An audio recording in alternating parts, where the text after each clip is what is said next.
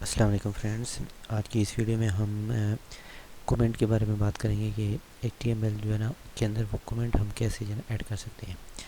تو یہ کومنٹ کیوں ضروری ہے کہ جب ہم کوئی بھی کوڈ لکھتے ہیں یا کوئی بھی اپنا کوئی فنکشن لکھتے ہیں اپنے کوڈنگ کے اندر، تو ہم ساتھ کچھ اس کے اندر لائنیں ایڈ کر دیں تاکہ ہم بعد میں ہمیں وہ سمجھ آ سکے کہ یہاں پہ کیا ہوا تھا۔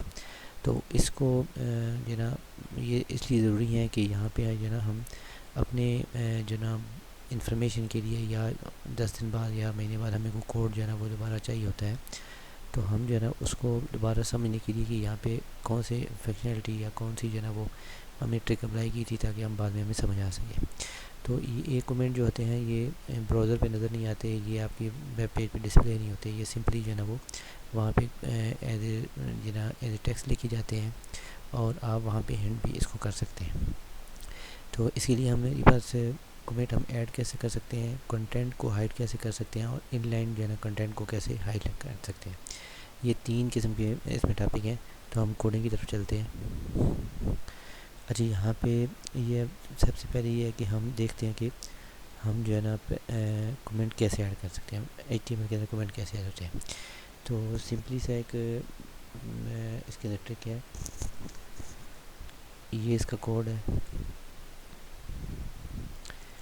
یہاں پہ ابھی آپ کچھ بھی لکھیں گے تو یہ کومنٹ میں آئے گا، اور آگے یہ اس کا کلوزنگ ٹیگ ہے۔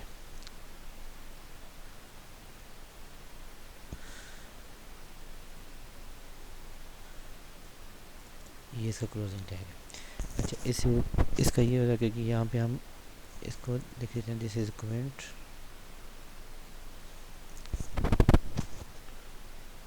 اس کو اگر ہم براؤزر میں دیکھتے ہیں تو یہ ہمیں وہاں پہ نظر نہیں آئے گا، ٹھیک ہے، یہاں پہ ایسی کوئی چیز نظر نہیں آ رہی۔ اچھا، یہ کومنٹ ہو گئے۔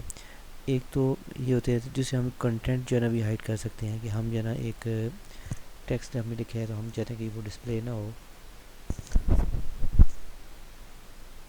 تو پھر اس کو جو ہے نا یہاں پہ اس کو ختم کرتے ہیں۔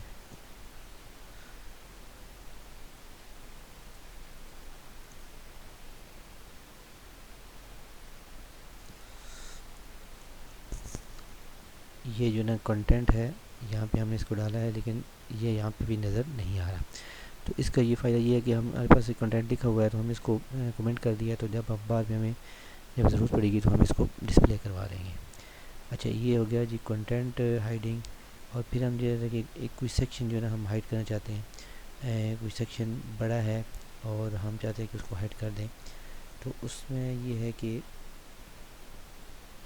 اس کا یہ میتھڈ ہے کہ یہاں پہ اسٹارٹنگ میں ہم نے لگا دیا، پھر جہاں پہ جتنی لائنوں کے بعد ہم نے اس کو لگانا ہے تو یہ جا کے وہاں پہ اس کو کلوز کر دیا، تو یہ سارا پارٹ اس کے درمیان جو ہوگا وہ ہائڈ ہو جائے گا۔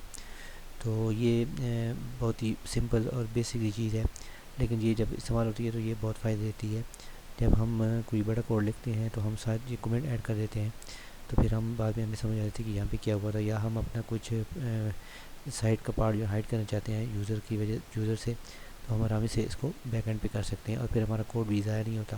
دوبارہ ہم اس کو ریزیوم کرنا چاہتے ہیں تو ہم کومنٹ ہٹا دیتے ہیں۔ تو امید ہے آپ کو یہ ویڈیو پسند آئی ہوگی۔ آپ میرے چینل کو سبسکرائب کریں۔ Thank you very much.